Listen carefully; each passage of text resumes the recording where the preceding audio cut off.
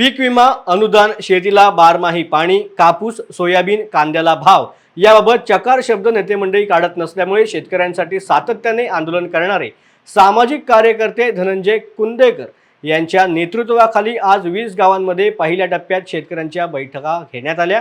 यामध्ये जिल्ह्यामध्ये शेतीला बारमाही पाणी, कापूस, सोयाबीन, कांद्याला योग्य दर, शेतमाल प्रक्रिया उद्योग आणि क्लस्टर उभारणी, 2020 रखडलेला पीक विमा, सरसकट कर्जमाफी या विषयांवरती बैठका झाल्या आहेत।